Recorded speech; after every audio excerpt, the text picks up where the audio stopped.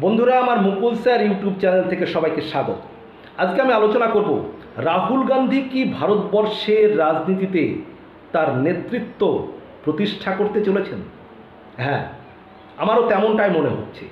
ভারতবর্ষের রাজনীতিতে রাহুল গান্ধীর নেতৃত্ব ধীরে ধীরে কিন্তু প্রতিষ্ঠার দিকে যাচ্ছে। সদ্য সমাপ্ত 2024 সালের লোকসভা নির্বাচনে কংগ্রেস 99টি আসন পেয়েছে এবং তার নেতৃত্বে, যদিও কংগ্রেস সভাপতি তিনি নন এই মুহূর্তে, মল্লিকা অর্জুন খাড়গে, কিন্তু তিনি সভাপতি, কিন্তু রাহুল গান্ধী সভাপতি না থাকলেও, মল্লিকা অর্জুন খাড়গে সভাপতি থাকলেও মূলত কংগ্রেস দল পরিচালনা করেন কিন্তু রাহুল গান্ধী, এটা আমরা সবাই জানি। এবং তার যে ভারত জোড়ো যাত্রা সারা ভারতবর্ষ ব্যাপী দারুণভাবে মানুষের সাড়া ফেলে দিয়েছে এবং তিনি বারবার বলছেন, আমি ঘৃণার নয় মহব্বতের দোকান খুলতে চাই, ভালোবাসার দোকান খুলতে চাই। এমনকি দেখলাম প্রচারে এক জায়গায় তিনি যখন ভারত জোড়ো যাত্রায় যাচ্ছেন, এক জায়গায় দেখলাম তিনি বাসে করে যাচ্ছেন, বিজেপি স্লোগান দিচ্ছে তার পাশে, অথচ রাহুল গান্ধী তাদের সঙ্গে কথা বলতে যেতে চাইছেন, ফ্লাইং কিস দিচ্ছেন, অর্থাৎ তিনি ভালোবাসা বিতরণ করতে চাইছেন।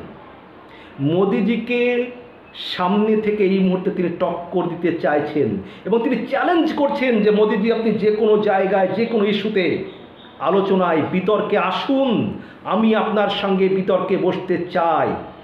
কিন্তু মোদিজি তার কিছু পালিত মিডিয়া ছাড়া, পালিত সাংবাদিক ছাড়া তিনি তো কোনো সাংবাদিক সম্মেলন করেন না, তিনি কোনো তার অপছন্দের সাংবাদিকের প্রশ্নের মুখোমুখি হন না। রাহুল গান্ধীর এই চ্যালেঞ্জ কি মোদিজি নিতে পারবেন আপনি, যে কোনো জায়গায় আপনি আসুন বসুন?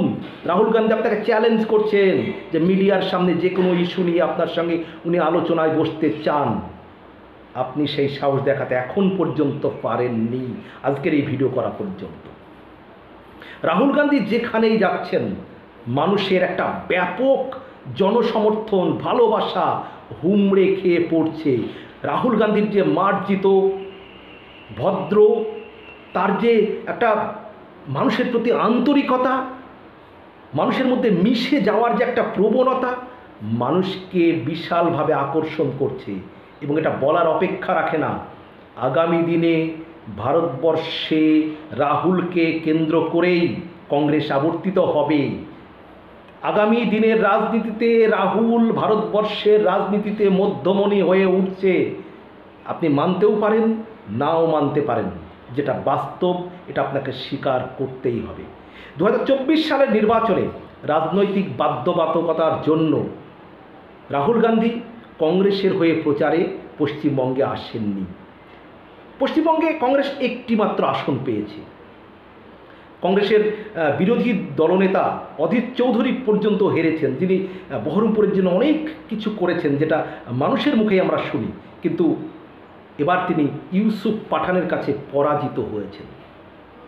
কিন্তু যে কথা আমি মূল আলোচনা করছিলাম, বলবো যে রাহুল গান্ধীর নেতৃত্ব ভারতবর্ষে একটা আলাদা জায়গায় কিন্তু পৌঁছাচ্ছে। তার জনপ্রিয়তা দিন দিন বাড়তে চলেছে। এবার তিনি দুটি আসলে প্রতিদ্বন্দ্বিতা করেছেন, দুটি আসনেই কিন্তু রাহুল গান্ধী জিতেছেন এবং কংগ্রেসের প্রতি ভারতবর্ষের বিভিন্ন ক্ষেত্রে, বিভিন্ন জায়গায়, বিভিন্ন রাজ্যে মানুষের যে একটা আস্থা ফিরছে, সেটা কিন্তু বলাই বাহুল্য।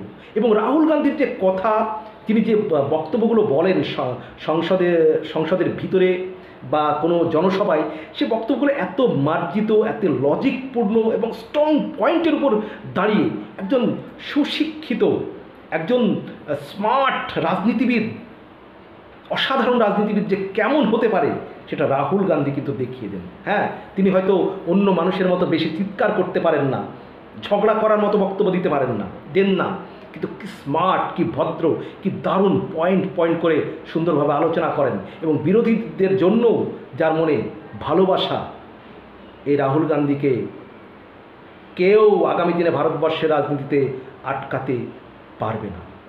তিনি দুপুরের সূর্য,